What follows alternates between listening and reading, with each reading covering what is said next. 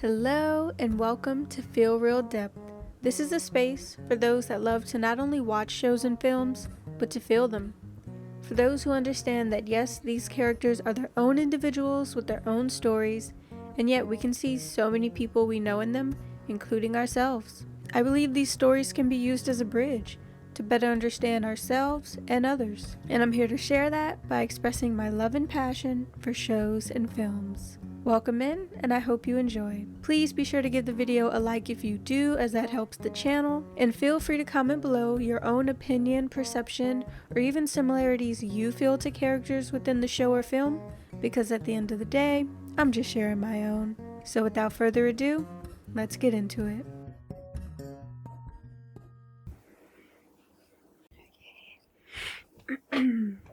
Let me just move this over a little bit. I think it looks better right here. Hello, welcome to the channel. I am so excited for today's video. This is gonna be a real deep one, but then again, that's what we're all about here, right? It just works on out. Today will be the start of a 3-part series titled The Weapon of Motherly Love and How Art Imitates Life. And throughout this series, we're going to be exploring how something as beautiful and pure as the feeling of a mother's love can not only be used as a manipulation tactic to keep power and control over a child, but also to siphon from that child's energy and life. So just warning you right now, I am going to be discussing emotional abuse in great detail. So please be mindful if this is a topic that may be overwhelming or triggering for you. And along with the 3 great films in this series, I'm also going to be including a real life experience to show us that as crazy and otherworldly we may think certain films are, art truly does imitate life. Now, I personally love including a segment where I discuss why I choose the content that I do. If you just want to get to the commentary, it's all good. Go ahead and skip to this time. Not gonna lie though, I do recommend sticking around because I am gonna be vulnerable about my own lived experience. So first off, the first spark of inspiration for this video came from the movie we're talking about today, Tangled. I saw it a couple years ago and have always been blown away by Disney's spot-on representation of what emotional abuse looks like. And in regards to having certain experiences, there's this YouTuber, Ralph Smart, shout out, that always says stuff like, I already got the postcard, I already got the t-shirt, basically saying I've been there, done that about certain things in life. And well, unfortunately, when it comes to emotional abuse, I got all the merchandise and souvenirs. Hell, I got the t-shirt, the postcard, the snow globe, the keychain, you name it, I got it. But the fact that I'm able to sit here and talk about it so openly today and even joke about it is because I'm just no longer in a place of being weighed down and shamed by what I endured, nor do I take that on from anyone today. And I'm always going to root for stories where characters rise and take their power back. We love an underdog. So in some ways, I'm choosing these films and creating these videos as partial alchemy for me, for that girl that just knew something was off with her surroundings, but just didn't have the language for it at the time. And I'm also doing this for anyone that has or is currently experiencing emotional abuse, because simply put, the more people talk about something, the more awareness of it there is. But I do want to clarify and put some respect on my mama name real quick. I am grateful every day for the mother that I have. She has always tried to understand me and my sensitive nature, and that's all anyone could ask for. And she never hesitated to practice humility in knowing she was in the wrong about something. Whether I was a child, whether I was a teenager, she never had a problem apologizing. So I just wanted to shout her out and say that even though the depths of what I've gone through hasn't come from my mother, there still has been a couple similar connections. And I just want to be clear that me telling my truth isn't about me being bitter or angry or getting my lick back. All I care about is me and other people that have experienced this type of abuse just choosing to let the victim mindset die, stand up for ourselves, and continuing on to prosper in our lives. Choosing to heal and grow from our pain and not become like the people that hurt us. Because at the end of the day, they were just hurt by someone else who was hurt by someone else, and the cycle goes on. And so with that, let's dive into the weapon of motherly love and explore how 3 main characters and 1 real young woman eventually pierced through the veil and fought for their freedom. Your love is my only weapon. So first off, if we're going to explore how something as sacred as motherhood can become dark and distorted, we must first take a look at what healthy motherhood looks like. A mother's role, while vast, can be slightly grouped and categorized, even if just a little. And author Kelly McDaniel has a book titled Mother Hunger. Now, I will admit I haven't fully read it, but I have watched several videos of her speaking on it. But in this book, she breaks motherhood down into 3 essential things. That a mother's main role is to nurture, protect, and guide. And she believes that if even just one of those goes missing in one's development, that person is now facing mother hunger. And so not only is that person impacted, but by default, so are their future relationships. Because who should have been their first true love, their mother, betrayed or neglected them in some way. And so all over the world, we hear stories of mothers that aren't truly mothering. They may just be providing, and hell, some not even that, unfortunately. And yet, simply because of the title mother, so many feel entitled to a certain pedestal in their children's lives, feeling that their opinions and their ideas matter over anything else, showing a deep need for control that just isn't healthy. We watch all these insane shows and movies and could never imagine ourselves experiencing certain things, and yet trust and believe there is someone out there who has. I'm a firm believer that everything that's made up is real. So before we explore the art, let's look at the real.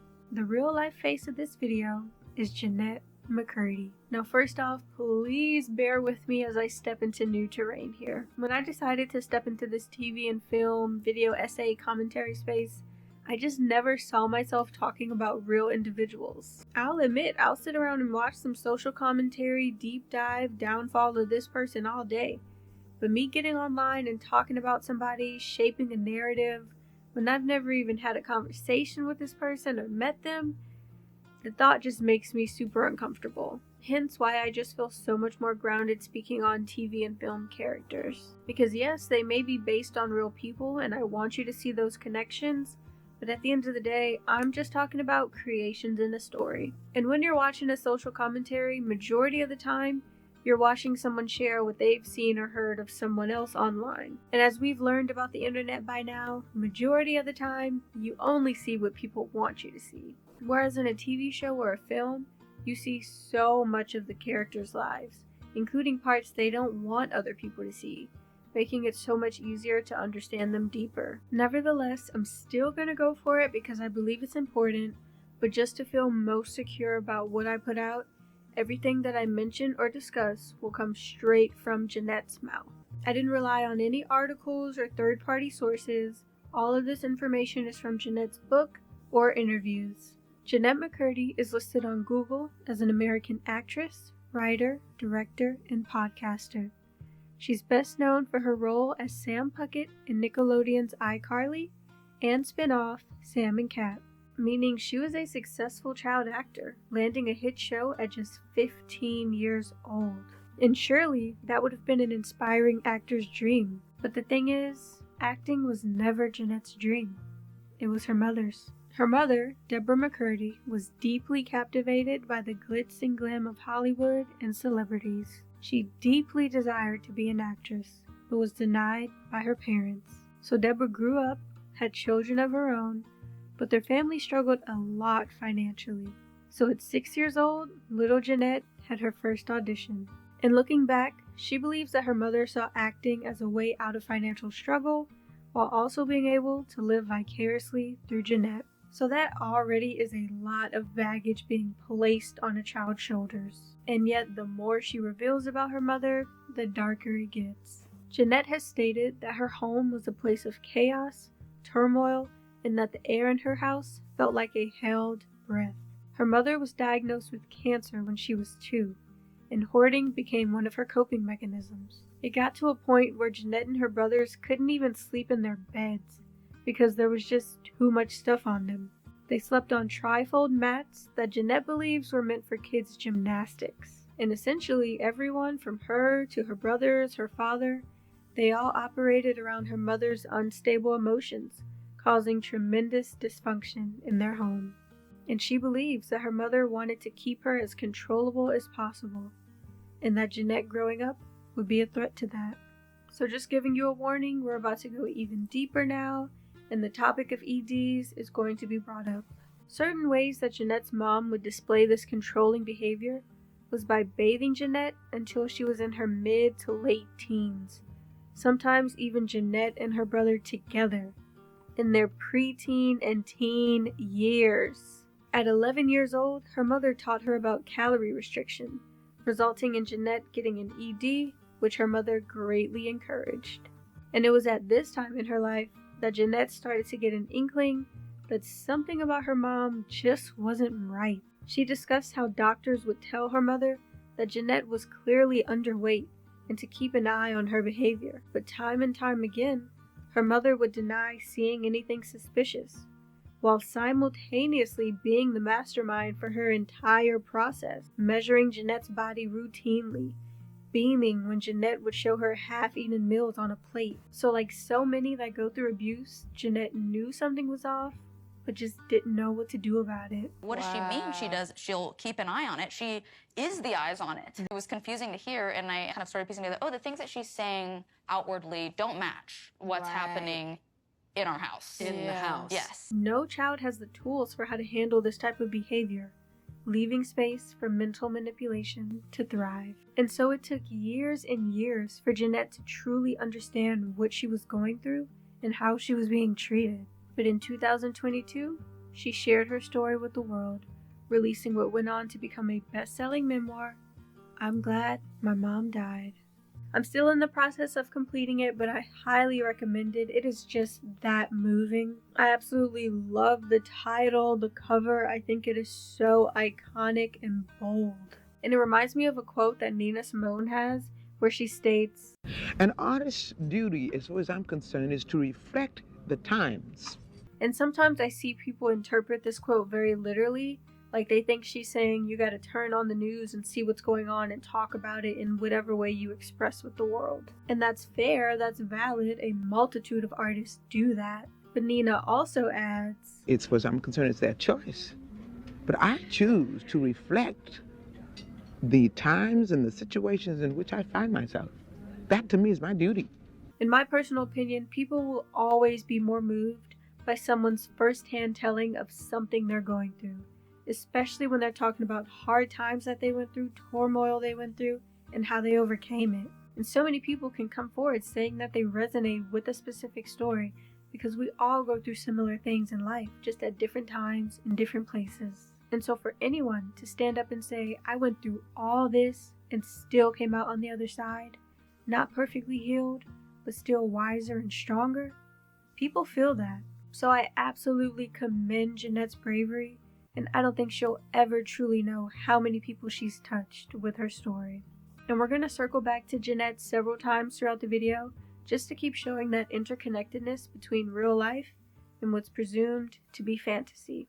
So as I stated, our first film that we're looking at in this series is Tangled. Tangled is a 2010 animated film loosely based on the classic fairy tale of Rapunzel. In this interpretation, Rapunzel is a 17-year-old girl living with her mother, Mother Gothel, in a ridiculously high tower in the depths of a forest. And though they live in a ridiculously high tower, it helps that Rapunzel has ridiculously long hair, that her mother uses to enter and exit their home like a makeshift rope. Rapunzel herself, however, has never left the tower, because Mother Gothel believes that the world is just too dangerous, that she's much safer staying home. So Rapunzel, in 17 years, has never experienced the real world, though her mother leaves every day, gathering food and living her life as any regular person would. While Rapunzel, on the other hand, spends her days keeping their home well maintained and clean. Cooking, reading, painting, knitting, sewing, playing guitar, playing darts, pottery, puzzles, chess, and brushing her insanely long hair. She names all of these different activities in her very first song of the film, which is so candidly titled, When Will My Life Begin? Stuck in the same place I've always been, and I'll keep wondering and wondering and wondering and wondering, when will my life begin? I absolutely love the title of the song because it shows that even if Rapunzel finds a million creative ways to spend her day, even if she's still so childlike and naive at heart, there's still a certain level of awareness that she has. This awareness that even if this tower in the depths of the wood is all she's ever known, that there's still so much life out there to be experienced, and she deeply desires to.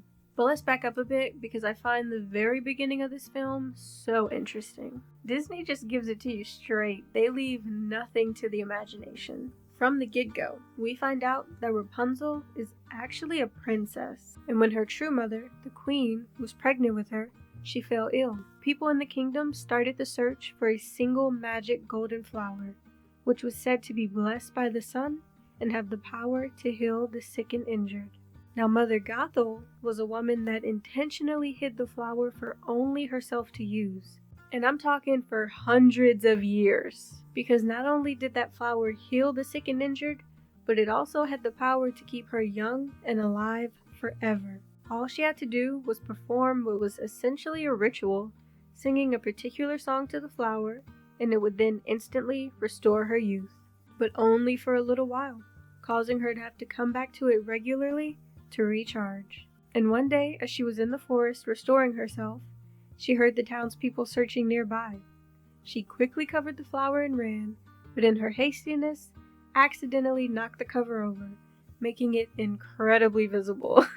The flower was immediately brought back to the kingdom and helped heal the queen and her baby. A healthy child was born, and that child was little Rapunzel. And being that her mother drank the properties of the magic golden flower to heal, Rapunzel herself was blessed by it, born with golden hair as bright as the sun. A lantern was launched into the sky to celebrate the miraculous saving of the queen and the birth of the princess. But unfortunately, this was not a happily ever after story. At least, not then. Because at the end of the day, Mother Gothel needed that flower to survive, and there was only one. So that very night, she snuck into the kingdom and somehow managed to get all the way up to the king and queen's bedroom. Hello? She attempted to sing to Rapunzel's hair as she slept, wanting to see if her youth could be restored from it, knowing that if the queen had consumed the properties of the golden flower, Rapunzel had to have been blessed in the womb. And Mother Gothel was pleased when she quickly starts to feel her youth coming back. And believing she just needed a trace amount of the flower to stay alive, she cuts a piece of Rapunzel's hair, only to find out that unfortunately, that's not how the magic works. The hair she cut quickly turns brown, and it causes Mother Gothel to revert to older age. It even causes the piece that was cut on Rapunzel's head to turn brown, losing its power. And in a split second, knowing that this is a matter of life or death, Mother Gothel decides to straight up kidnap that baby. She snatched little Rapunzel out of the crib, causing her to cry. But the king and queen unfortunately woke up a moment too late. The last glimpse of their baby was her being stolen from them, as Mother Gothel jumped off the balcony. And in a sick twist of fate, she ended up raising Rapunzel as her own daughter. She vowed to herself to never let her leave their tower, so she could have those magical powers all to herself, even teaching Rapunzel to sing the magical song that restores her youth, and essentially do the job for her. What has been lost, bring back what once was love, what once was love. But as any kid would be, being in that tower her entire life unknowingly trapped, Rapunzel is still curious about the world. Why can't I go outside? The outside world is a dangerous place, filled with horrible, selfish people. You must stay here, where you're safe. Do you understand, Flower? Yes, Mommy. Mother Gothel could tell her a million times how scary the world is, and yet she still wants to experience it, because that's just human nature. But I truly find it so interesting that Disney left no room for theories. They just gave it to you. And so, within the first 5 minutes of the film, we're immediately shown what's behind the veil, breaking the illusion of what Rapunzel believes her life to be. And I think it's worth noting how the audience is given so much of Rapunzel's true history and roots before she is, truly making this a story of watching Rapunzel come of age and learn not only what kind of person she is in the world, but who she is, learning just how great the world can be, and simultaneously just as dark. And so, in their first conversation of the film, Rapunzel expresses to Mother Gothel how her 18th birthday is coming up, and more than anything else, she wants to go to the kingdom to watch the lanterns that launch into the sky every year, coincidentally, on the exact day. And as I keep reiterating, Disney is very to the point with this film. So from the second we see Rapunzel and Mother Gothel interact, the signs of abuse are there. First off, she tries to lie to Rapunzel, telling her that the lanterns she's referring to are actually just the regular stars in the sky, convinced that Rapunzel's just too naive to know the difference. Well, I was hoping you would take me to see the floating lights. Oh, you mean the stars. But though she may lack life experience, Rapunzel is not dumb. That's the thing. I've charted stars, and they're always constant. But these? They appear every year on my birthday, Mother. Only on my birthday. And I can't help but feel like they're meant for me. I need to see them, Mother. So though she may not clock in the moment that Mother Gothel is intentionally deceiving her, she still listens to her own intuition. And I mean, every word out of Mother Gothel's mouth is the classic emotionally manipulative identity. Rula.com, a site for mental health resources, has a list of common signs of emotional abuse. Now I do want to preface this by saying please leave room for nuance. I understand that people can joke around with their family, romantic partner, friends, coworkers. Every connection has its own layer of banter and playfulness and teasing. But there's always a line in which it starts to step into harmful territory. So Rula.com lists some common signs as constant criticism and belittling or making subtle, painful digs or threats that sound like jokes. Hi. Welcome home, Mother. Oh, Rapunzel, how you manage to do that every single day without fail. It looks absolutely exhausting, darling. Oh, it's nothing. Then I don't know why it takes so long. Oh, darling, I'm just teasing. All right. You know what I see? I see a strong, confident, beautiful young lady. Oh, look, you're here too. I'm just teasing. Stop taking everything so seriously. Okay. I'm turning 18, and I wanted to ask what I really want for this birthday. Actually, what I wanted for quite a few birthdays. Okay, Rapunzel, please stop with the mumbling. You know how I feel about the mumbling. Blah, blah, blah, blah. It's very annoying. I'm just teasing. You're adorable. I love you so much, darling. Refusing to take responsibility for their words or actions. Oh, Rapunzel, you know I hate leaving you after a fight, especially when I've done absolutely nothing wrong. And limiting your access to resources. I need to see them, Mother, and not just from my window, in person. I have to know what they are. You want to go outside? Oh, why, Rapunzel? And Mother Gothel just lays it on thick, even breaking out into her first song of the film, Mother Knows Best, where she goes on and on about how scary the world is, and just belittling the hell out of Rapunzel, breaking down all the ways she wouldn't be able to handle the world and why. Mother knows best. Take it from your mumsy. On your own, you won't survive. Sloppy, underdressed, immature, clumsy, please, they'll eat you up alive. Gullible, naive, positively grumpy, ditzy, and a bit, well, vague. Plus, I believe, getting kinda chubby. I'm just saying, 'cause I love you, Mother understands. Mother's here to help you. All I have is one request. Rapunzel, Yes? don't ever ask to leave this tower again. Yes, Mother. Even grabbing Rapunzel's hair at the end of the song, using it to leave the tower once again. And this of course leaves Rapunzel incredibly saddened at the end of it all, leading us to see her truly embody the archetype of the damsel, often described as a beautiful young woman that feels helpless and in need of rescuing by a hero. Or as I sometimes call it, the woe is me victim mindset.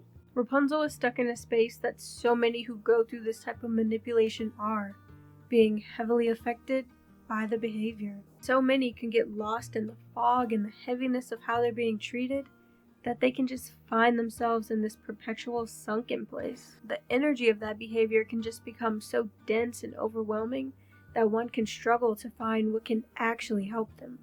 The true why. And I'm not talking about the damsel, the damsel that's asking, why is this happening to me? Why me? Why is life this way? Why? And please hear me when I say this is coming from someone that was cemented in that type of thinking from childhood.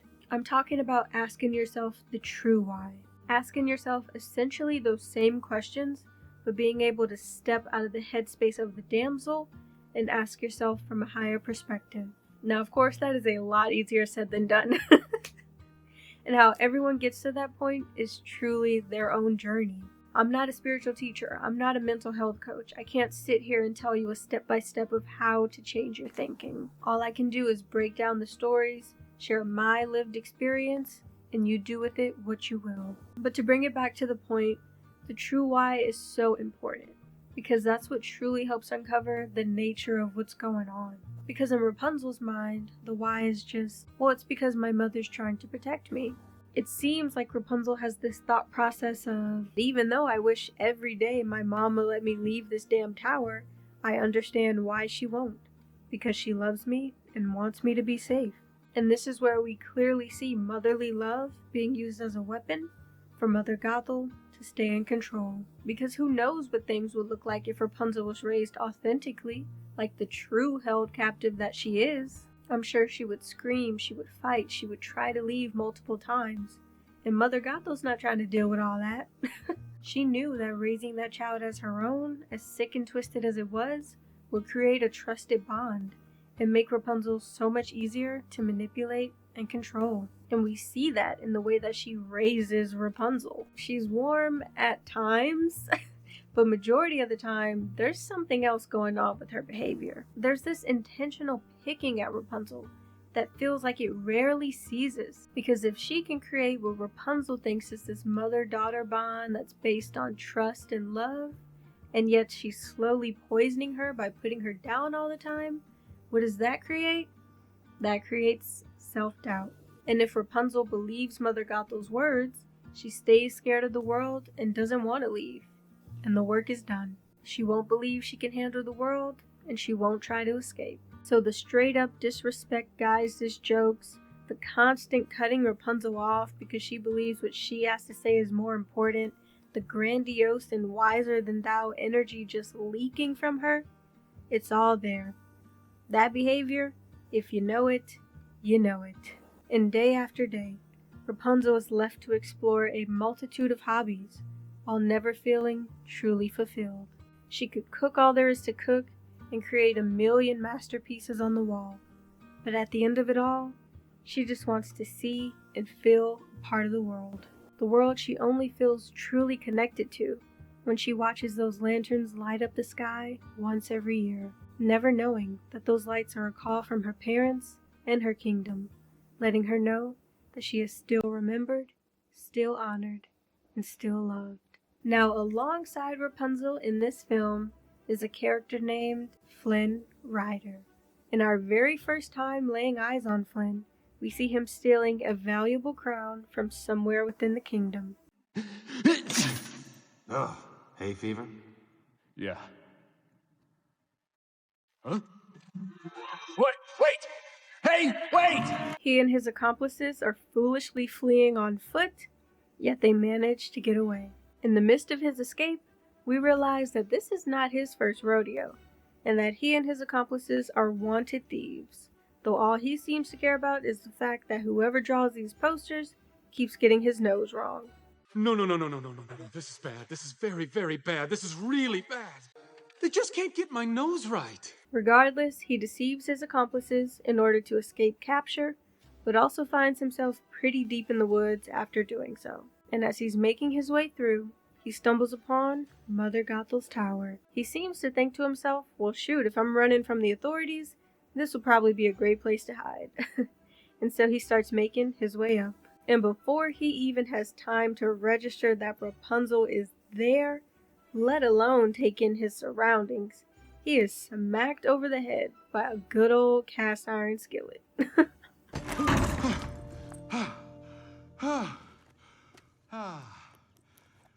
Alone at last. And Rapunzel is petrified. Oh!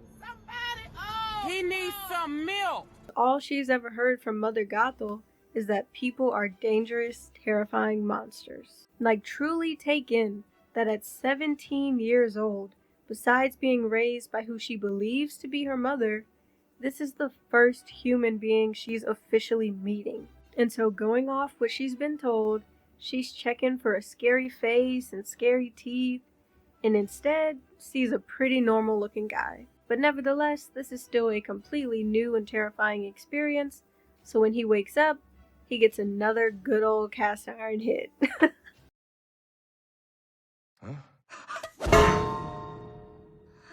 She manages to wrangle him into her closet, and I love the immediate confidence. I've got a person in my closet. Too weak to handle myself out there, huh, Mother? Well, tell that to my frying pan.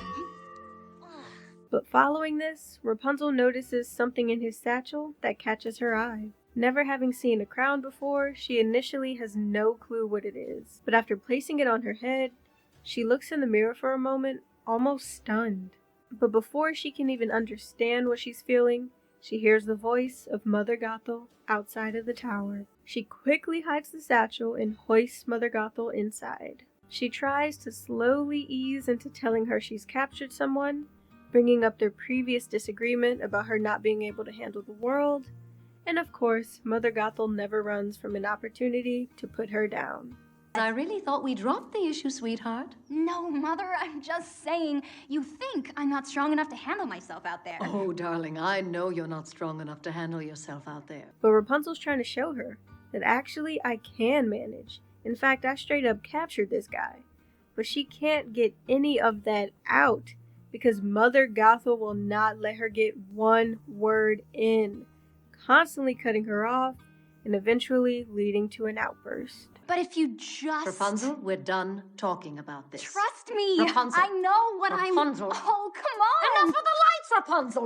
You are not leaving this tower! Ever! And the fact that she immediately follows this up with guilt tripping, trying to make Rapunzel feel guilty for checks notes, just trying to live life, I guess. Huh? Oh, great. Now I'm the bad guy. Rapunzel finally gets the message that she's just not gonna get through to her, and instead asks for new paints for her birthday. A gift Mother Gothel still finds something wrong with. The paint made from the white shells you once brought me? Well, that is a very long trip, Rapunzel. Almost 3 days' time. I just thought it was a better idea than the stars. Regardless, she decides to make the 3-day trip, and after receiving a packed basket of food from Rapunzel, she makes her way. I love how this entire scene has a sense of being so quiet, yet so loud, because it's just written on the wall. This isn't about love and maybe a little too much overprotection like Rapunzel wants to believe. This is about control, and Mother Gothel shows Rapunzel that the second you try to start pushing outside of the walls I've placed around you, this is who you get. And for an animated film, they truly capture Rapunzel's overwhelm of emotion so well. Just 10 minutes ago, she was bright and confident. Now she's closed off, slumping. There's this grayness, this flatness that just wasn't there before. And she's just so sad. And yet something that Mother Gothel truly never accounts for, a quality that so many Disney princesses carry, is the power of perseverance. All the belittling and yelling in the world will still not stop Rapunzel from going towards her dream. She may be delayed, but she will not be denied. And so after Mother Gothel leaves, Rapunzel wakes Flynn Rider, keeping him trapped in a chair, using her hair. It's clear that whatever was in that satchel was valuable, and so she uses that as leverage. She interrogates him, wanting to know just what exactly he wants with her hair, convinced that that was why he jumped into her tower. Because in a strange case of dark irony, Mother Gothel convinced Rapunzel that this is the main reason she must stay in the tower. She told Rapunzel that when she was a baby, people tried to cut her magical hair and keep it for themselves, the one brown hair being proof of this story. And I mean, come on, you can't make this up. Straight up classic deflection. Let me make you look at the monsters over there so that you don't see the monster that's right in front of you. But at this point in time, Flynn Rider knows nothing of her magical hair, and in his own words, just wants to get out of it. But Rapunzel is not letting him go freely. She strikes a deal with Flynn that if he guides her to the kingdom to see the lanterns, she will then return his satchel. And of course, he initially tries to refuse, knowing that he is literally wanted in the kingdom. He tries to use his good looks to sway Rapunzel, but she is not trying to see none of that. I didn't want to have to do this, but you leave me no choice. Here comes the smolder.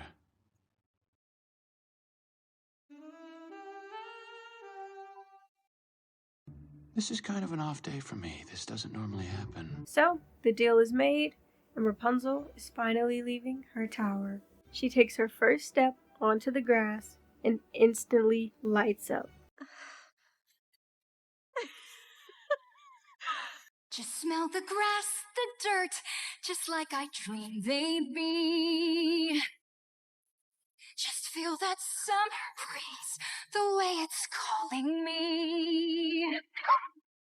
For like the first time ever, I'm completely free. Finally feeling that's when my life begins.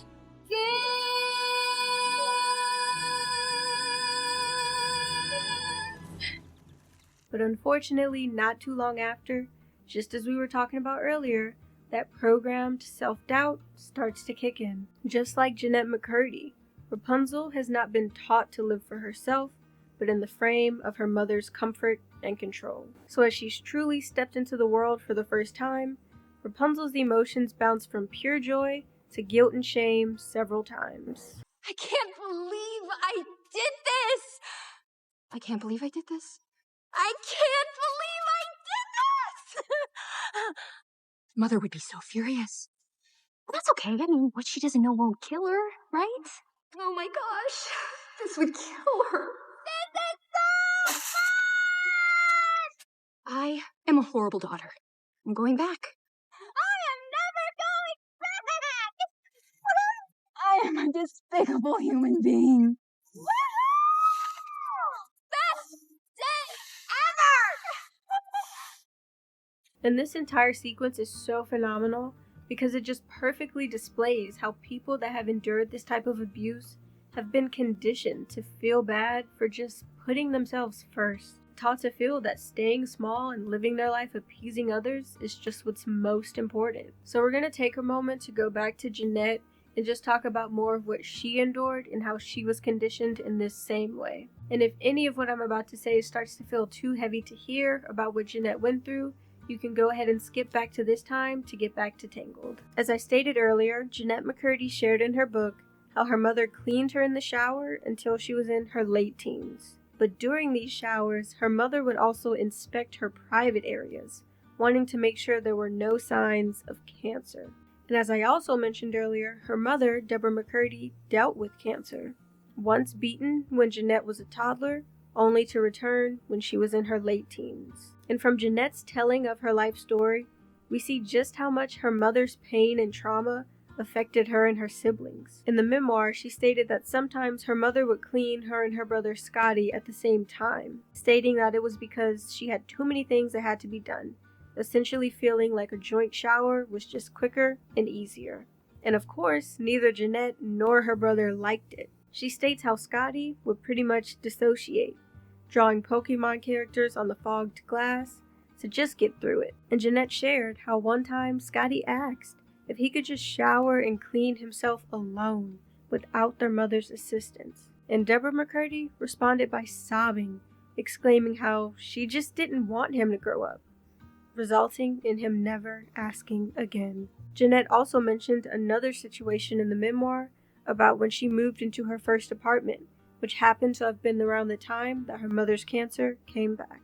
Because her mother wasn't in the best health, she knew she probably wouldn't see her as often, and Jennette admits that she felt guilty for feeling a sense of relief, knowing she wouldn't have to deal with her mother quite as much. And yet, somehow, her mother came over one day, wanted to watch a movie with Jennette, and then just didn't leave. She kept asking Jennette if she could just stay the night for months straight, until she eventually stopped asking. And before Jennette even knew it, her mother was living with her, sleeping in bed with her, slowly hoarding up her house just like her childhood home. And Jennette just didn't fight back, because she had been taught, had been programmed to feel like she couldn't say no. Her mother never wanted to see her kids be independent. Jennette literally states she needed us to be nothing without her. So you have years of manipulation, plus the added on layer of the fact that she knows her mother is slowly dying from cancer. Jennette felt like she wouldn't be able to handle the heaviness, guilt, and shame from placing boundaries with her mother. Not to mention, she was never taught that self-love and boundaries were even an option. Jennette was taught to survive through staying small and appeasing, resulting in her unknowingly choosing heaviness anyway, by carrying her own inner turmoil as well as her mother's. And so through so many different situations all over the world, there are children being taught that this person's comfort is more important than my own. More important than my own comfort, more important than my own autonomy, more important than me. And with that, we see why a character like Rapunzel is taught to feel guilty for something as simple as wanting to live her life. And Disney also makes sure to highlight that when someone has this type of experience growing up, there will always be people that can see it. People that can see that wound and want to take advantage of it. Because Flynn Rider, of course, cannot help but notice Rapunzel's fluctuating emotions and tries to use that to get her to change her mind. You know, I can't help but notice you seem a little at war with yourself here. This is part of growing up. A little rebellion, a little adventure, that's good, healthy even. Does your mother deserve it? No. Would this break her heart and crush her soul? Of course. But you've just got to do it. Break her heart? In half. Crush her soul? Like a grape. She would be heartbroken, you're right. I am, aren't I? Oh, bother. All right. I can't believe I'm saying this, but I'm letting you out of the deal. What? He just wants his satchel, so if he can use her shame against her, get her to return home and just hand it over, he's willing to go there.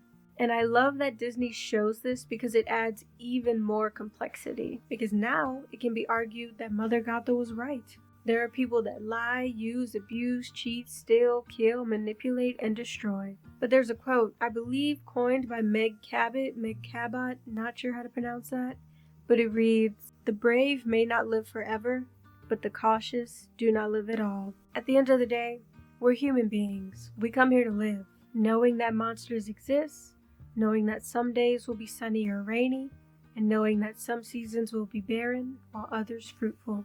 We come here to experience life, no matter how pretty or ugly it can be. And I can bet you that there are more people that died satisfied, knowing that they tried and did everything they wanted to do, than those that never gave themselves a chance at all. And so even though she is incredibly conflicted, Rapunzel still refuses Flynn Rider's attempt to get her back home. I get back my satchel, you get back a mother-daughter relationship based on mutual trust, and voila! We part ways as unlikely friends. No! I am seeing those lanterns. Oh, come on! What is it going to take for me to get my satchel back? I will use this. But not giving up himself, he takes Rapunzel to a place where he thinks she will get overwhelmed and turn back. They find themselves at what's presumed to be some kind of dive bar situation. And upon entry, it's filled with the kind of people Rapunzel has heard of. Guys that appear rough and tough. But Flynn honestly played himself because they almost instantly recognize him from his wanted poster and attempt turning him in for the cash reward. But before they can, Rapunzel begs for compassion, explaining how she needs Flynn Rider to be her guide to the kingdom.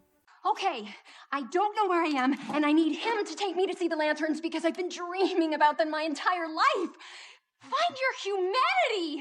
Haven't any of you ever had a dream? And surprisingly, majority, if not all of those men, resonate with her, remembering what having a dream felt like, before discarding it due to the harshness that the world can bring.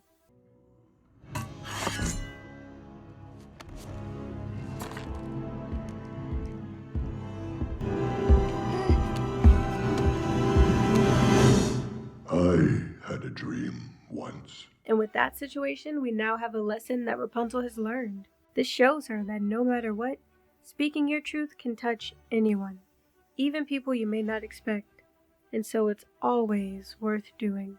Not to mention, this is showing her that she can fend for herself in the real world.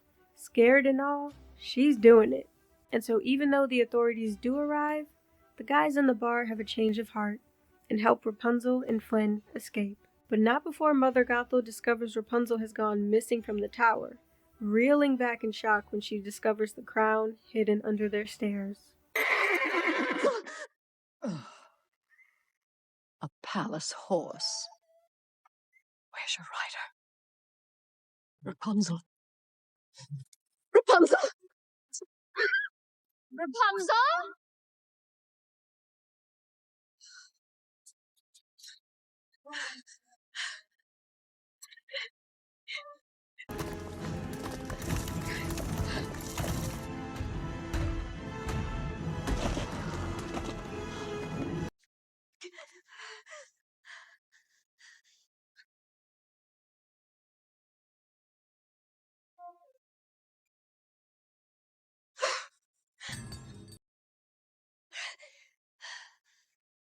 And judging by her reaction, it's pretty safe to assume that this is Rapunzel's original crown. She goes searching and spots Rapunzel and Flynn in the bar, unbeknownst to them. I've got a dream. She's got a dream. I've got a dream. She's got a dream. I just want to see the floating lanterns clear. And with every passing hour, I'm so glad I left my tower. Like all you lovely folks, I've got a dream. And while continuing to track the two into the woods, Mother Gothel stumbles upon the two accomplices Flynn deceived earlier, striking up an alliance with them. Meanwhile, Rapunzel and Flynn are making their way through the tunnel, and Flynn is finding himself more and more intrigued. He asks that if she wants to see the lanterns so badly, why hadn't she just gone before? They've been lit up in the sky for the past 17 years. Surely she could have gone by now. And Rapunzel's answer, while short, is very telling. If you want to see the lanterns so badly, why haven't you gone before? Well... It really reflects on what I talked about earlier. How Jennette McCurdy said herself, she knew something was off, but just didn't quite have the tools. And same here, from a young age, there were several adults around me whose behavior and energy I felt was just off, weird. But I didn't have the language or the knowledge to really explain it. Not to mention, I just felt like I couldn't do anything about it. I just dealt with it and survived. Same as Jennette, same as Rapunzel, same as so many that go through it. But let's continue on. So as Rapunzel and Flynn are making their escape, they end up in a full-on chase with authorities. They end up trapped in a dead-end hole that is quickly filling with water. We see Rapunzel tap right back into the victim mindset, mentioning how Mother Gothel was right all along, and apologizing to Flynn. This is all my fault. She was right. I never should have done this. I'm so sorry, Flynn. But Flynn doesn't pay her apology any mind. In fact, he's choosing what seems to be their final moments to be vulnerable, revealing that his real name is Eugene. And by some miracle, Rapunzel chooses to share that her hair is magical. Eugene. What? My real name is Eugene Fitzherbert. Someone might as well know. I have magic hair that glows when I sing. What? I have magic hair that glows when I sing. Flower gleam and glow, let your power shine. Her hair illuminates the hole that they're stuck in and helps them find a way out, just narrowly escaping death. Love the symbolism there. We don't even gotta break it down. Message! But as I said, the two manage to escape, though Eugene's hand is injured in the midst of it all. Rapunzel heals it, showing him the magic that lies in her hair and leaving him so shook. She explains how this is the reason she's never left her tower, but I find her specific wording here so interesting. She starts to mention Mother Gothel being the main reason, but then turns it on herself. A gift like that, it has to be protected. That's why Mother never let me... That's why I never left and... And I feel like this is another moment that we see that while Rapunzel trusts her mother's words for the most part and says that's why she stays, there's still another part of Rapunzel that knows deep, deep down she has a choice to leave.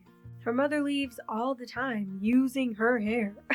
She could have tried leaving before, even if it was just to sneak out and come back home like so many teenagers do. But she hasn't because of all that ingrained self-doubt that has been built.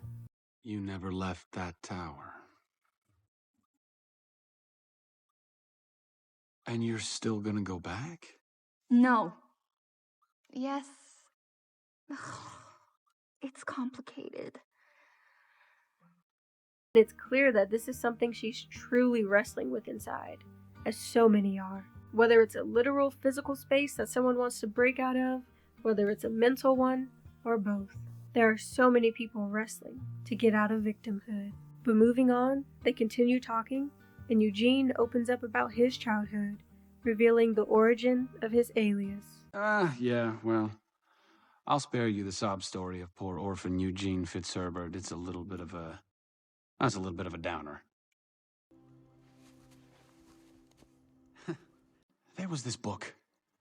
A book I used to read every night to all the younger kids. The Tales of Flynnigan Rider. Swashbuckling rogue, richest man alive, not bad with the ladies either. Not that he'd ever brag about it, of course. He had enough money to do anything that he wanted to do. He could go anywhere that he wanted to go.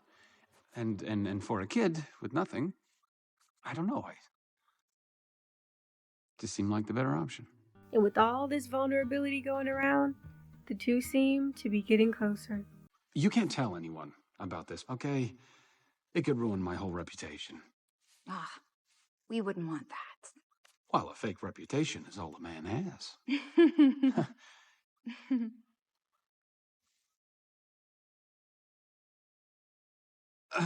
Eugene excuses himself to get more firewood, and just when things were getting oh so sweet, the darkness returns. Hey. For the record, I like Eugene Fitzherbert much better than Flynn Rider. Well, then you'd be the first. But thank you.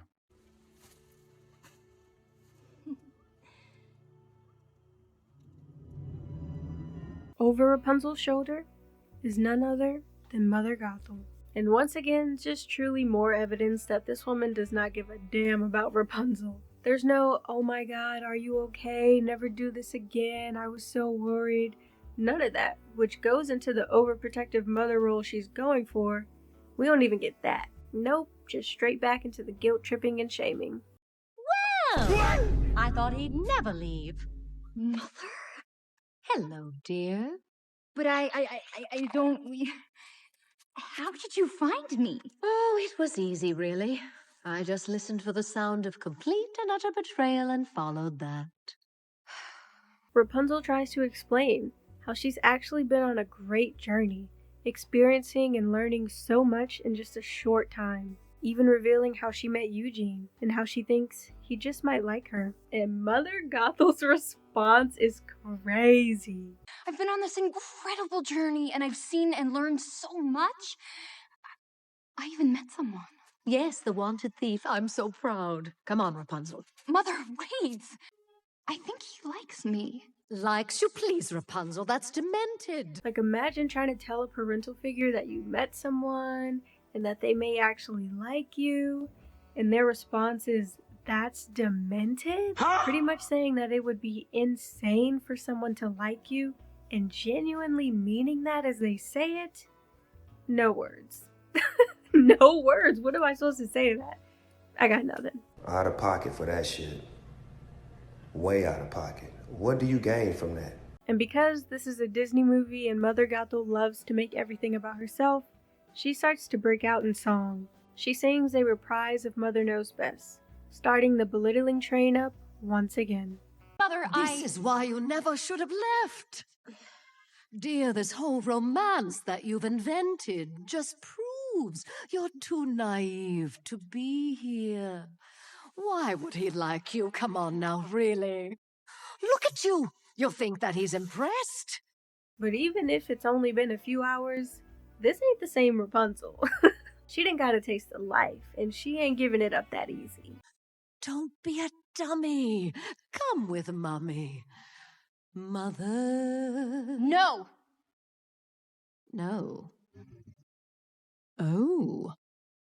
I see how it is. And as I said earlier, she's once again attempting to break out of the parameters set, and so she gets the real Mother Gothel. And I love how it was kinda obvious when she initially showed up, but once you hear Rapunzel say no, it becomes real obvious how quickly Mother Gothel has deteriorated in just 3 days. That hair is gray, that face is looking frail, pale, and sunken. And I just love how Disney made sure to show us this. It's such great symbolism of how so many users and abusers go to great lengths to appear more powerful, yet never being able to generate that energy on their own, rather gaining the sense of power from stealing someone else's energy.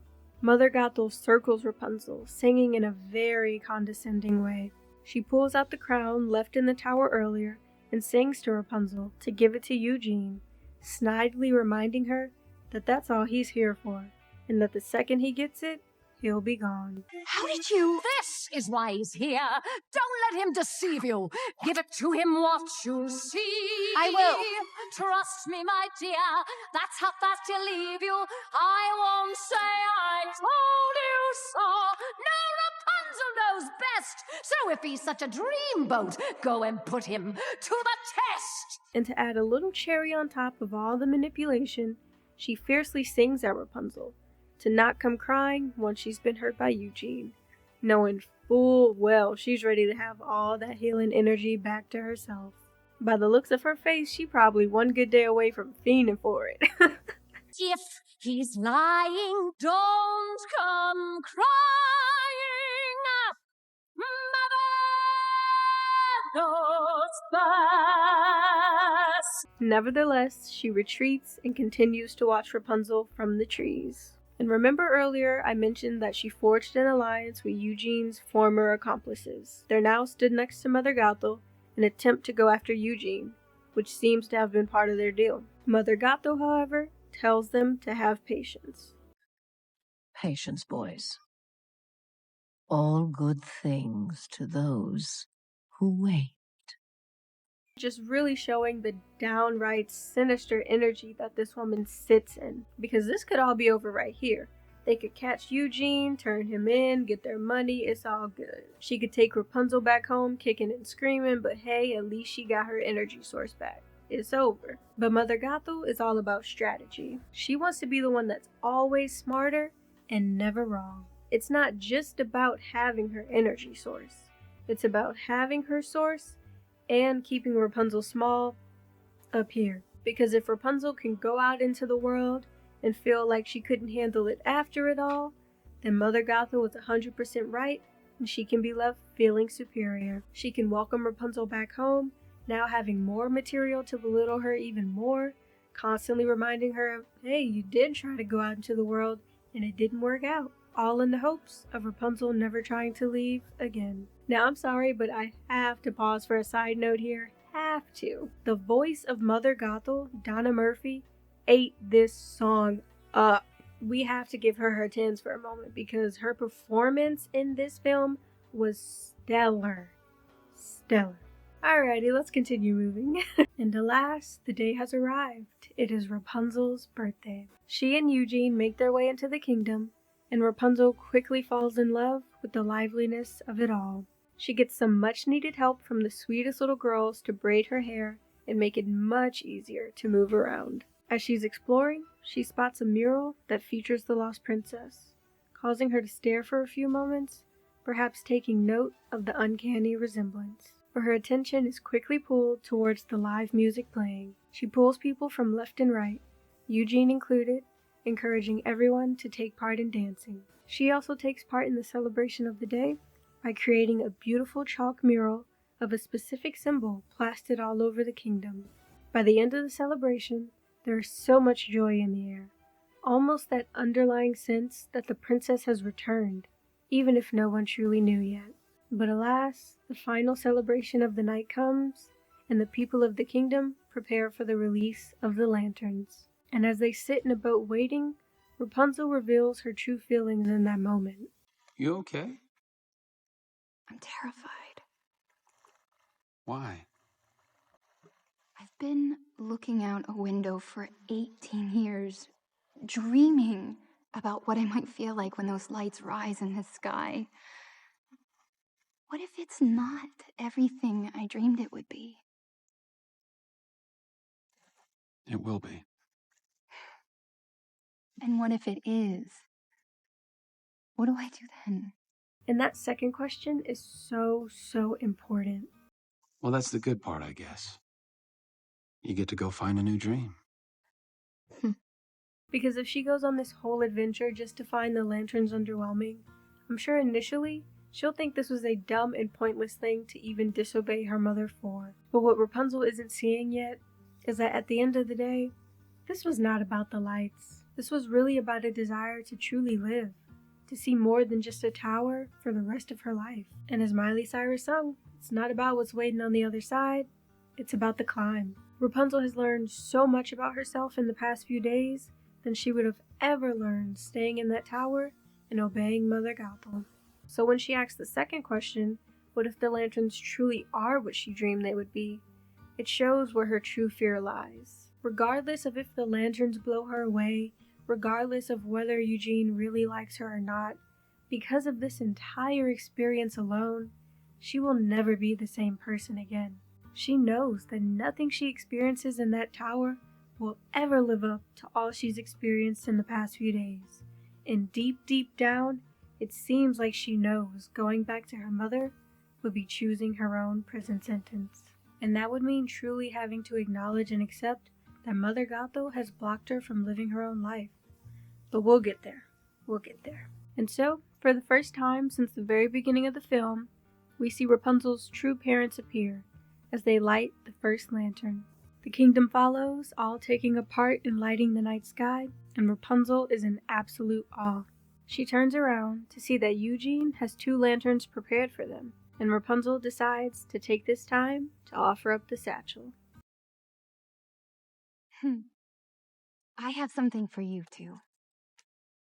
I should have given it to you before, but I was just scared. And the thing is, I'm not scared anymore. You know what I mean? I'm starting to. Eugene puts it to the side, and they release their lanterns, allowing Rapunzel to finally take part in the sacred ceremony she's always watched from her window. Their lanterns fly up together in such a beautiful fashion, though Eugene seems more taken from the view of Rapunzel than the lights themselves, looking as if he's falling for her more and more as the moment progresses. Now, side note right here, besides this being an animated film, this is a moment where I'm reminded that this is just a movie, because I have been to a lantern festival and those things are hot. I swear I spent like half the time just having to watch my back and make sure none of them hit me, because they were flying everywhere and were quite literally burning up. I still had fun, but it was not as easygoing as Disney makes it look. But at the end of the day, this is a Disney film, and they absolutely succeeded in making this moment look so incredibly intimate and romantic. Rapunzel and Eugene even breaking out in song together. And at last I see the light, and it's like the fog is lifted.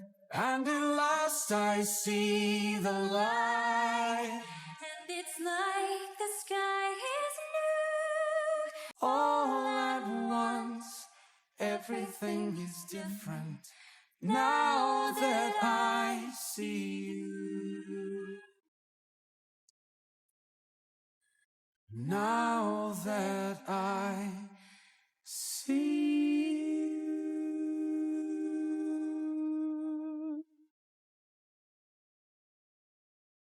But of course, their special moment does not last forever. Just as the two were about to kiss, Eugene spots his former accomplices in the distance, unbeknownst to Rapunzel. He pulls the two to shore, grabbing his satchel, reassuring Rapunzel as he steps away. I'm sorry. Everything is fine. There's just something I have to take care of. Okay. I'll be right back. He makes his way over to the twins and with a complete change of heart, offers up the crown with no issue.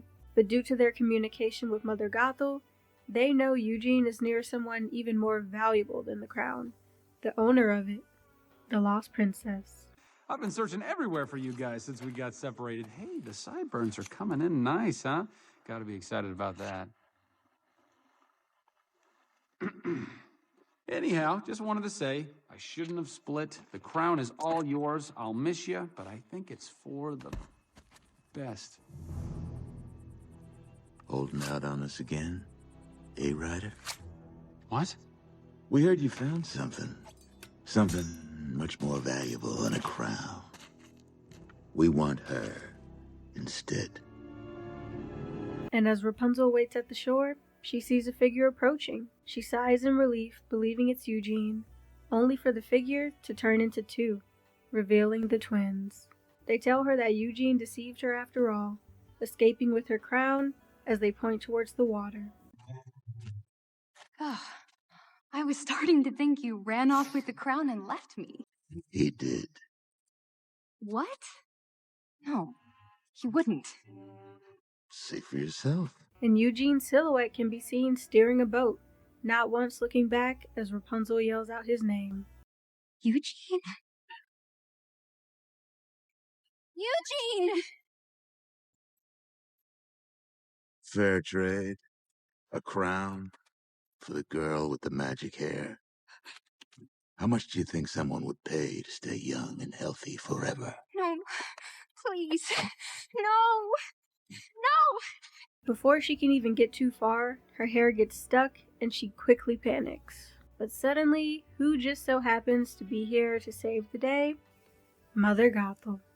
As Rapunzel comes around the corner, she sees Mother Gothel holding a large stick, having struck the twins unconscious. And overwhelmed by the entire situation, Rapunzel runs into her embrace, and Mother Gothel, who is looking grayer and paler by the day, of course already has a concerned mother's story all made up, going on about how she was so worried, leading her to following Rapunzel the whole time. She tells Rapunzel they must quickly run before the two wake, but Rapunzel seems to still be in shock. She looks at Eugene's boat far in the distance, heartbroken, knowing he truly deceived her after all.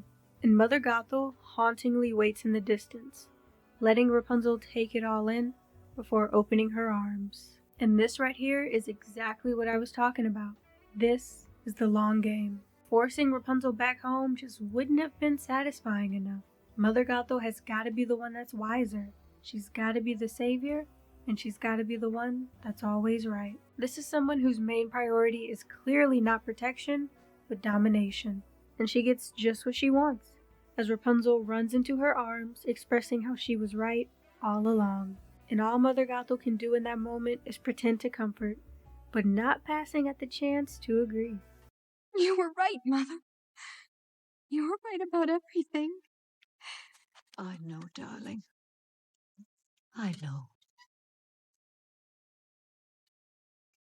We are then quickly taken back to Eugene and discover that this was actually a setup all along. He was knocked unconscious by the twins and tied to the steering wheel with the crown and all, giving the illusion of being awake the entire time. And he unfortunately wakes right as the authorities spot him.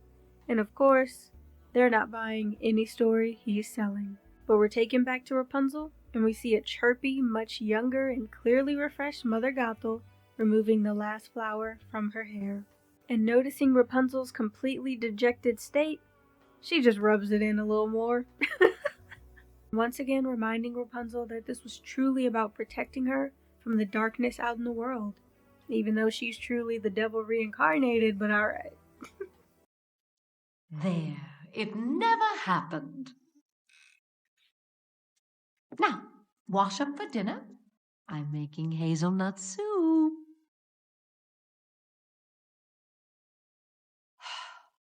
I really did try, Rapunzel. I tried to warn you what was out there. The world is dark and selfish and cruel. If it finds even the slightest ray of sunshine, it destroys it.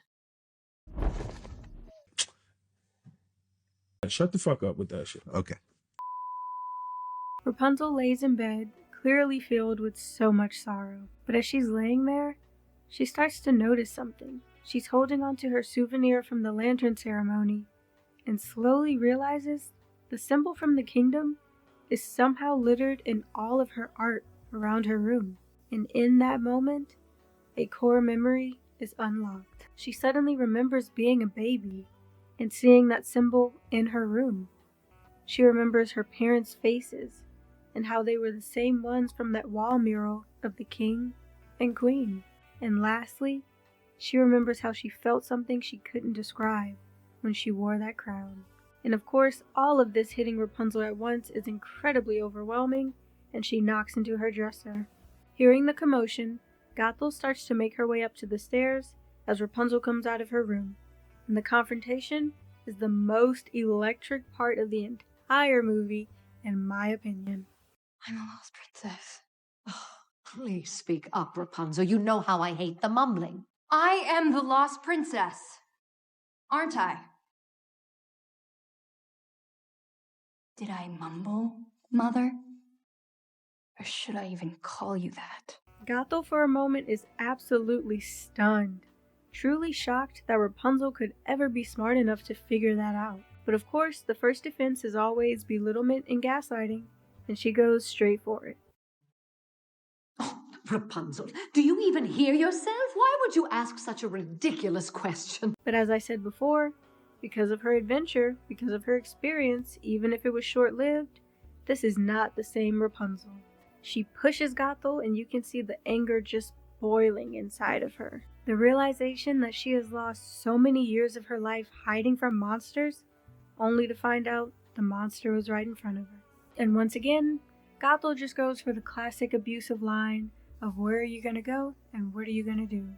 We have heard so many variations of this line in so many films. At the end of the day, it's just the same old tale of an abuser fighting to keep control. But knowing she also had the upper hand with the fate of Eugene, Gothel makes sure to throw in how if Rapunzel leaves, he won't be there for her. And realizing by the second the lengths Gothel will go to stay in control, Rapunzel instantly knows something was done to him, that he didn't just con her. And Gothel reveals that he is to be hanged for stealing the princess's crown, which seems kinda dark for a Disney animated film, but then again, this is already pretty dark, so what's one more thing, I guess? And on the way to his execution, Eugene spots the twins in the kingdom's jail. He temporarily takes down the guards to quickly question them about Rapunzel.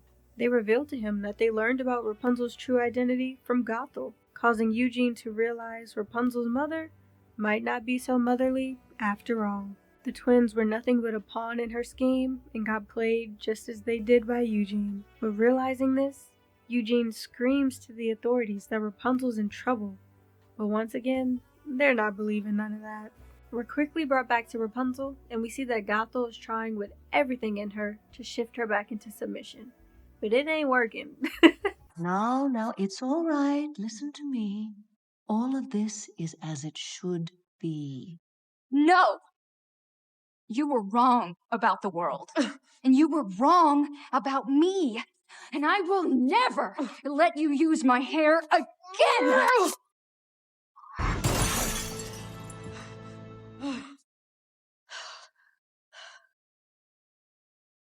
The veil has been lifted, Rapunzel can see clearly now, the rain is gone, and she will no longer be a prisoner. And once again, as I stated earlier, now we see the real Gothel when she's not putting on a show. You want me to be the bad guy? Fine. Now I'm the bad guy. This entire sequence is phenomenal, and it's what you're waiting for the entirety of the film. We were given the 411 from the get-go, but we just want so badly to see Rapunzel wake up and learn who she truly is. But of course, when you're dealing with someone as dark as Gothel, the realization and the fight for your freedom is not going to be easy. But Rapunzel has created a bond with someone out in the world, and he is fighting just as much to get to her and help her. Thanks to a noble kingdom horse who spent a chunk of the movie hunting Eugene only to have a change of heart, an escape is possible. After hearing Eugene yell for Rapunzel, the horse somehow is able to alert all the guys from the bar that Rapunzel is in trouble, and they come to the rescue. Eugene, slowly softening up from the prideful persona he carried in the beginning, tries to have a moment with the horse, and I just wanted to throw this in because that horse was not having it. Head down. Head down. Arms in. Arms in. Knees apart. Knees apart. Knees apart. Why do I need to keep my knees apart?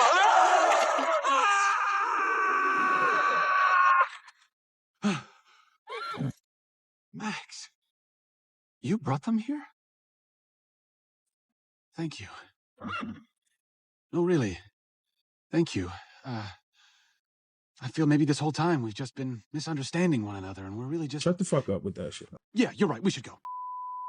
But the two successfully escape and make their way to Rapunzel's tower. They make it, and Eugene calls out for Rapunzel to let down her hair. It takes a beat too long and he almost starts to climb it before seeing the beautiful golden locks flying out. He makes his way in, and believing she's okay after all, doesn't have his guard up. And just as he notices that Rapunzel is shackled and gagged, he is stabbed in the abdomen by Gothel.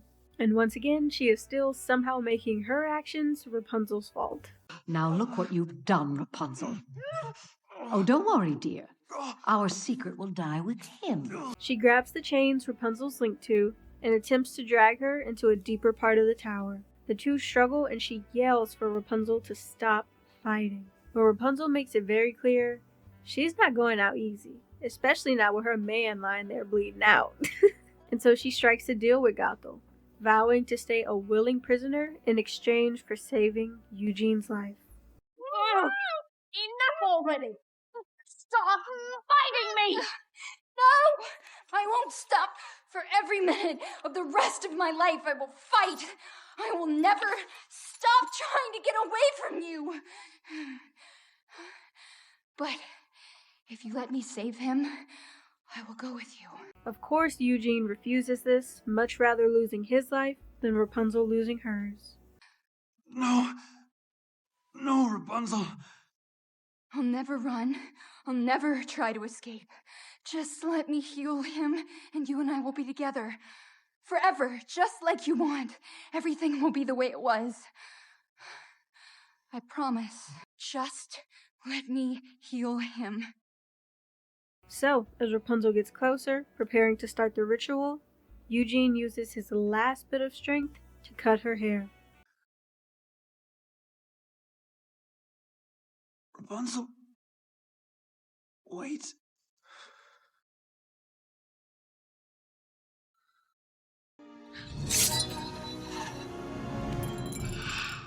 Eugene, no! Of course, after seeing this, Gothel is the most devastated she's been the entire film. Her skin starts to wrinkle, her hair turns white, and she deteriorates by the second. And thanks to Rapunzel's gecko Pascal, Gothel trips over Rapunzel's hair and falls from the tower. And let us remember that she had been using that magic golden flower for hundreds of years before Rapunzel was even born. So who knows how old she truly is. But clearly too old. Because by the time she reaches the ground, nothing is left of her but ashes. Before Rapunzel can truly take in what's happened, she still vehemently tries to save Eugene. She holds his hand to her hair, but to no avail. He pulls her out of her panic so that the two can just have one more intimate last moment. Look at me, I'm right here. Don't go, stay with me, Eugene. Flower, gleam and glow. Rapunzel. Let your power shine. Hey. Make the clock reverse, bring back what once was mine. Rapunzel. You are my new dream. And you are mine.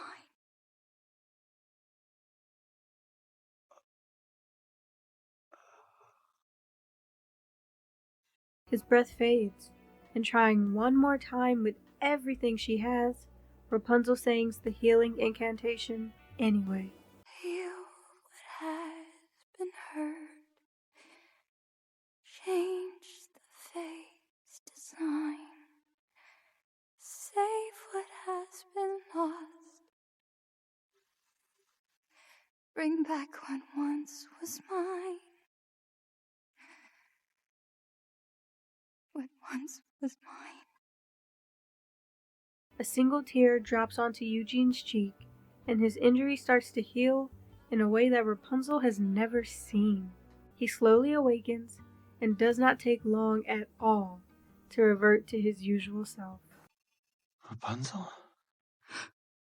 Eugene. Did I ever tell you I've got a thing for brunettes? The two embrace and share a kiss. And now that Rapunzel knows who she truly is, she can be reunited with her parents. The king and queen are sitting in their palace when a guard barges into their room. There are no words that need to be said, just a single look. The two run through the palace walls, making their way to Rapunzel. They pause before going out, sharing a look with each other that has so many emotions within it. They open the door, and there she is. I love how this entire sequence has no dialogue. You're truly just meant to feel it. Her mother takes in her features, and they both slowly let out a similar sigh, one after another.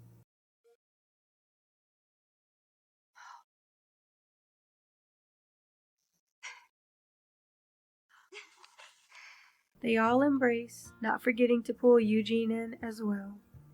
The kingdom rejoiced for an entire week, celebrating the princess's return, and in true Disney fashion, Eugene cleaned up his act, he and Rapunzel married, and lived happily ever after. At last, Rapunzel was home, and she finally had a real family. She was a princess worth waiting for. And as for me, well, I started going by Eugene again, stopped thieving, and basically turned it all around. But I know what the big question is. Did Rapunzel and I ever get married? Well, I'm pleased to tell you that after years and years of asking and asking and asking, I finally said yes. Eugene. All right. I asked her. And we're living happily ever after. Yes, we are. And so yes, that was Tangled. The ending of this story, while very Disney-rooted, still carries so much symbolism. And I want to reflect how this can all tie in and symbolize certain aspects of emotionally abusive relationships. You're the love is my only weapon. So this is the reflection portion of my video, so I am going to be looking over my notes just to make sure I don't miss anything. So please bear with me here. So of course with a movie like this, like I said, still very Disney rooted, Mother Gothel just straight up had to die. Like, Disney is very literal when it comes to this kind of stuff. She was hundreds of years old, relying on an energy outside of herself to sustain her. You know, even in Jennette McCurdy's case, it took losing her mother to cancer to break out of the fog and truly accept the unhealthy dynamic that was at play. But of course, when you're dealing with the symbolism of death, it does not always have to mean literal death. Some people, for their own peace and sanity, have allowed certain things in their life to die. Whether that be going to a specific job, whether that be keeping a particular connection in their life. Jennette has also talked about her grandmother and how she attempted to have a relationship with her as an adult, but asked that certain boundaries be respected. For example, not commenting on her body since she has so much trauma being worked on in that regard. And she stated that it was like her grandmother would agree, but then next thing you know, she's doing it again. And so Jennette eventually accepted that her grandmother just wasn't capable of showing up for her in the way that she claimed she could. And so Jennette distanced herself.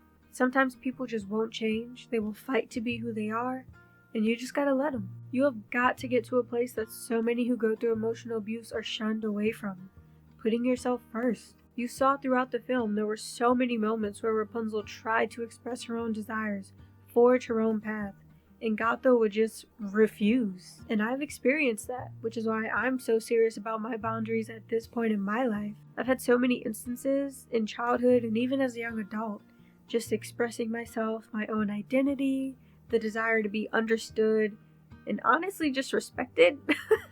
And for some reason, that being met with hostility and this sense of, how dare you, you know? It's like their words would say one thing, but their energy was saying something totally different. There were so many times where it felt like the energy behind their words was just saying, you know, how dare you as a child, or even as a young adult, ask for respect? You know, how dare you desire more than the bare minimum of care? How dare you have your own sense of self? How dare you have your own voice? And I've had to learn that people like that really do feel like their perspective is superior, the most important in the room. They want you to think how they think and feel how they feel. And I'm telling you, I spent so long burying myself. And I'm gonna tell anybody that's struggling right now, you truly just gotta stop giving a fuck. You saw how once Rapunzel really peeped what was going on, she wasn't trying to hear none of that weird shit Gato was popping. Like, it was done. Like, you gotta get to a point where you realize it's truly life or death. Because the second you push yourself to the side for someone else's dysfunction, it's a slow death. And I personally believe you gotta get to a place where it don't matter if it's your best friend that you know since you was 2, it don't matter if it's your man, it don't matter if it's your mama. Don't let people use titles as an entry point to control you or keep you small. Because love is a lot of things, but one thing it is not is control. You just gotta see it for what it is and act accordingly. Because there will always be people who will jump at the chance to have influence over you if you allow them to. I have a great aunt that I love so very much, my Auntie Neva, and she told me this quote, and I can't remember it verbatim, but it was something along the lines of, take control over your life or someone else will. I'm so grateful for her support and her wisdom, and I truly am in a place where I don't put up with that. I'm not exhausting my energy going toe to toe with somebody that's always trying to step over boundaries, always fighting to be right, always itching at the chance to talk down on people, leaping at the opportunity to kick people when they're down. I mean, who's got the time? But as I've said before, please leave room for nuance. Everybody's situation is different. Some people you can have those raw conversations with, and changes and evolutions can be made to keep a connection alive. I've had those conversations with people I desired to stay connected to. Sometimes I've had conversations just for my healing, and there's some conversations I feel like I don't need. Some situations, some connections, I've made my peace with it, and I've accepted that death. Because I'm just at the point in my life where I will excuse myself before I pacify anybody's bull. And that doesn't mean it's gotta be beef or drama or resentment. There's a quote, and I can't find the exact origin, but it goes, holding on to bitterness is like drinking poison and expecting the other person to die. You know, feel what you feel, but don't let those feelings own you. Let them come, let them go, alchemize them into something else. I don't know where Jennette is on her journey right now, but I know at the time of her memoir release, she said she hadn't gotten to a place of forgiving her mother, and her therapist relayed to her that forgiveness didn't even need to be a goal. I worked toward forgiveness for a really long time, and my therapist said to me one day, what if you don't have to work toward forgiveness? And I wept, and I knew that that's what I needed to hear, because I had been trying to find a way to still honor my mom and respect. I was still trying to live for her. I was still trying to find a way to make it all mean something because it had to, because it was her. And that was exactly what I needed to hear. It was hugely emotional, but my God, did it help. Everybody's story is going to be different. How you heal, how you release that pain, it's all going to be what works for you. But most importantly, try with everything in you to not let that bitterness rot inside. Focus on you and remember the true I. Anybody that constantly feels the need to put others down and make other people feel small is somebody that deep down feels lack. Whether that's a lack of natural light, rejuvenating energy, whatever it is. And instead of finding it inside themselves, they feel the need to drain it and siphon it from everyone else. Even with that hair gone, Rapunzel still shined. She still healed. Because that power, that energy, it wasn't just on her looking pretty, it was in her. And I just want to be clear that the ending of this movie, it wasn't just about Rapunzel finding a man and living happily ever after and needing a man to save her. This was about Rapunzel learning who she truly is, the magic inside her, the light inside her, the royalty inside her. And you gotta remember that no matter where you are in life, how much money you got to your name, whatever, that energy, that light, that power, it is in you, no matter what. And just watch out for the people that can sense it. And when it's truly time for death, when it's time for an old connection to die, or an old version of yourself to die, with everything in you, let it. There's a famous quote by, I believe their name is Rosario Castellanos, I believe. And the quote says, "Dadme la muerte que me falta," which translates to give me the death I need.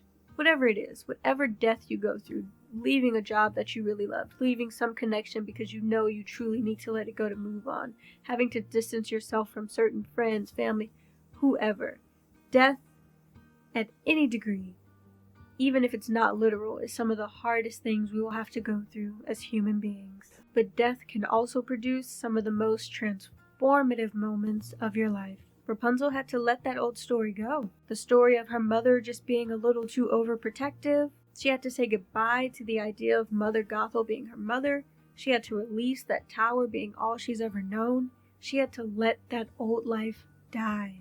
But once she did, she is now experiencing her true existence as a princess with loving parents and a man. Now, everyone's endgame may not be a happily ever after Disney ending, but it can still be something beautiful and life-changing. You just have to choose it once you're aware. To anyone out there struggling, I see you, I hear you, I feel you. Please feel free to comment whatever you want to say about this video, whatever you want to share about your own experience, whatever you feel the need to release. Let this be an invitation to the start of, or continuation for some, of letting go of stories, letting go of versions of ourselves that no longer serve us. I truly, truly hope you've enjoyed this deep dive. It has been such a long time coming. I truly understand what Doja Cat meant when she said one of her last few projects felt like a huge fart that just needed to get out. Like, I know that sounds so gross, but that is truly what this video has felt like. It has just been sitting in me, just waiting to get out. But I truly hope you've enjoyed it. I hope it touched you in some way. Please give the video a like if so. If you see any viewpoints that I didn't touch on, please feel free to share. Or even a viewpoint you may see differently than me. Leave it below. So, this has been the first part of the series, and I'm so excited for what's to come. But for now, this has been Feel Real Depth. Thank you, namaste, and farewell.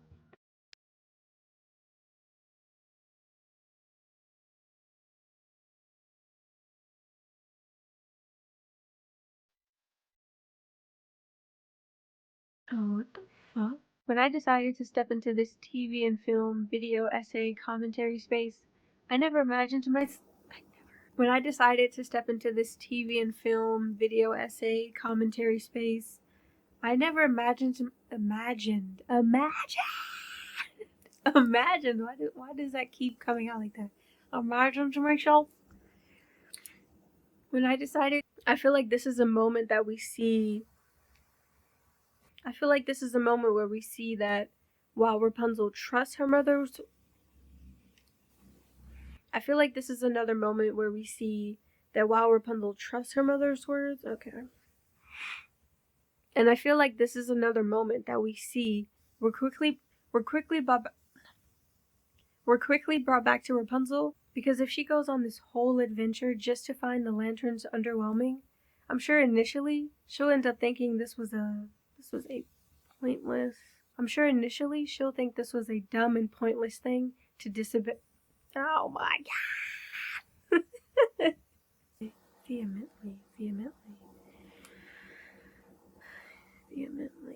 I believe it's vehemently. In it, Erasmus speaks at one point rather vehemently against what he Oh, what the fuck? Hell no. What the fuck?